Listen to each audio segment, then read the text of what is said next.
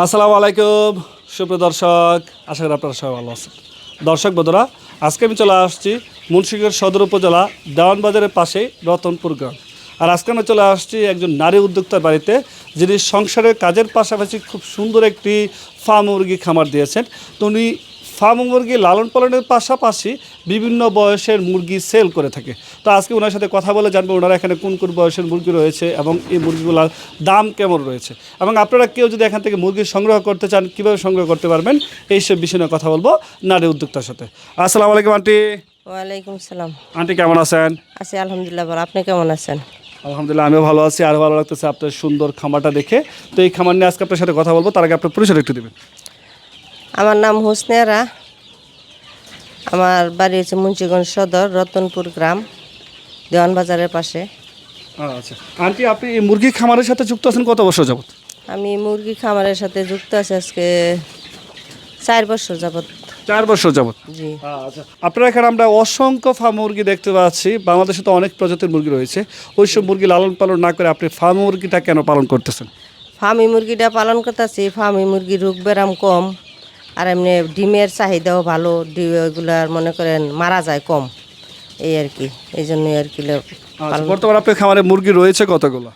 মুরগি আমার বর্তমানে ছোট বড় মিলাই আছে 1,500-এর মতো। আচ্ছা, আমরা আপনার এখানে বিভিন্ন বয়সের মুরগি দেখতে পাচ্ছি। এখন আমরা যে সেটটার মধ্যে রয়েছি, এখানে যে মুরগিগুলো রয়েছে এগুলোর বয়স আছে কেমন? এটা 1 মাস 20 দিন। 1 মাস 20 দিন। জি। আচ্ছা, এগুলোকে কয়টা ভ্যাকসিন করেছেন?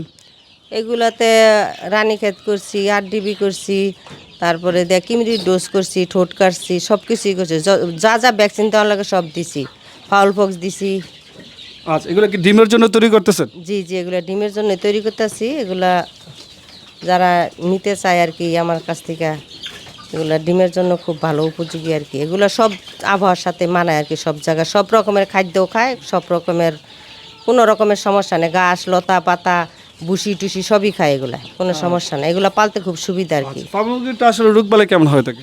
না, ফার্মি মুরগিতে 2 মাস শেষ হয়ে গেলে, 1-1.5 মাস শেষ হয়ে গেলে আর তেমন একটা রোগ থাকে না। একটু ঠান্ডার সমস্যা থাকে, তো ওইগুলা একটু সচেতন থাকলে এগুলা ঠিক হয়ে যায়, কোনো সমস্যা না। আচ্ছা, এই ফার্ম মুরগিটা কতদিন পর থেকে ডিম দেওয়া শুরু করে দেয়? এই 4.5 মাস 5 মাস। আচ্ছা, তার মানে এগুলা আরো প্রায় 3 মাসের মতো সময় লাগবে ডিম দিতে। জি জি, আর 3 মাসের মতো সময় ওই লাগে। পাশে আরো কিছু মুরগি দেখতে পাচ্ছি, এগুলোর বয়স আছে কেমন?